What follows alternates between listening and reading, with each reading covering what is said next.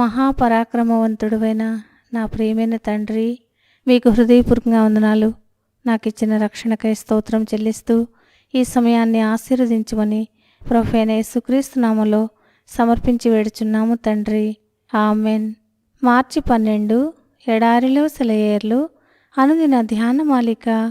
యెహోవా ఆ పగలంతయు ఆ రాత్రి అంతయు ఆ దేశము మీద తూర్పుగాలిని విసరజేసెను.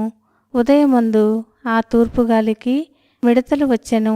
కాబట్టి ఫరో మోషే అహరోనులను త్వరగా పిలిపించి, అప్పుడు యెహోవా గాలిని త్రిప్పి మహాబలమైన పడమటి గాలిని విసరజేయగా అది ఆ మిడతలను కొంచిపోయి ఎర్ర సముద్రంలో పడవేసెను. ఐగుప్తు సమస్త ప్రాంతములలో ఒక్క మిడత అయినను నిలువలేదు. నిర్గమకాండం 10వ అధ్యాయం 13, 16, 19 వచనాలు. గడిచిన కాలంలో క్రూరుడైన ఫరోతో తన ప్రజల కోసం దేవుడెలా పోరాడాడో చూడండి. మహాబలమైన పెనుగాలులు ప్రజల విమోచనలో పాలు పంచుకున్నాయి.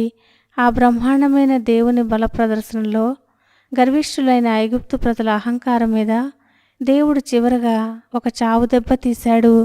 ఇశ్రాయేలు ప్రజలకి ఇలా సముద్రం ఒడ్డున తాము చిక్కుపడిపోవటం, అటు ఇటు తప్పించుకునే ఆశ లేకుండా ఎత్తైన పర్వతాలు, ఆ రాత్రంతా చెలరేగిన మహాబలమైన పెనుగాలులు, ఇదంతా విధి తమతో అతి క్రూరంగా ఆడే చెలగాటంగా అనిపించి ఉండవచ్చు. ఐగుప్తు నుండి విడిపించిన ఆ మొదటి విమోచన తమను మృత్యువు కోరలకి అప్పగించడానికే విడిపించిందనిపించి ఉండవచ్చు. ఆ భయోత్పాతాల మధ్య ఐగుప్తు సైన్యం వచ్చేస్తున్నారు అనే ఆక్రందనలు, శత్రువు ఊరిలో తాము చిక్కుకున్నామని వణికిపోయే వేళ ఆ గొప్ప విడుదల దొరికింది. పెనుగాలి ముందుకు దూకి ఎగిసిపడే అలల్ని ప్రక్కకి నిలబెట్టింది. ఇశ్రాయేలు జనాంగం ముందుకు దాటిపోయారు. ఆ అగాధంలో దిగి నడిచిపోయారు. దేవుని వాత్సల్యం మూలంగా వాళ్ల కోసం ఆ సముద్రపు లోతుల్లో వాళ్ళకి దారి ఏర్పడింది.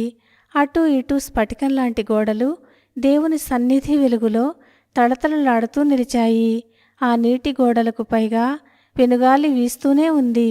ఆ రాత్రంతా ఆ గాలి అలా నీటిని నిలబెట్టే ఉంచింది. ఉదయం అయ్యే వరకు ఇశ్రాయేలీలందరూ అవతలి ఒడ్డున కాలు మోపే వరకు ఆ పెనుగాలి తన పనిని విరమించుకోలేదు. పెనుగాలి దేవుని పనిచేసిందంటూ దేవునికి స్తుతిగీతాలు పాడారు వారు. శత్రువు అనుకున్నాడు, వాళ్ళని తరుముతాను, వాళ్ళని కలుసుకుంటాను, దోపుడు సొమ్ము దక్కించుకుంటాను. అయితే నీవు నీ గాలిని విసిరికొట్టావు. సముద్రం వారిని కప్పింది.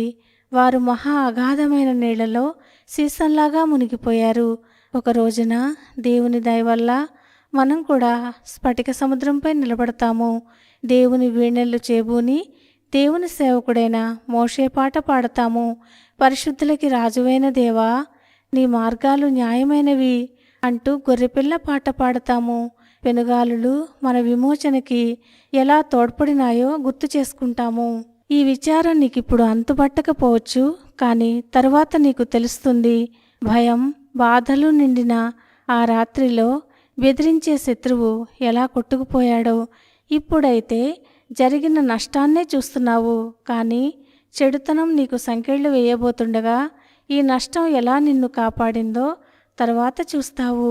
భయంకరంగా వీచే పెనుగాలుల్ని, ఉరిమే మేఘాలను చూసి ఇప్పుడు బెదిరిపోతున్నావు, కానీ అవి నాశనపు సముద్రాన్ని 2 పాయలుగా ఎలా చేశాయో, వాగ్దాన దేశానికి ఎలా దారి చూపించాయో తర్వాత చూస్తావు. ఉధృతంగా గాలి వీచినా, ఈదరగాలి విసురుకొట్టినా నా మనసు మాత్రం ప్రశాంతంగా పాటలు పాడుతుంది.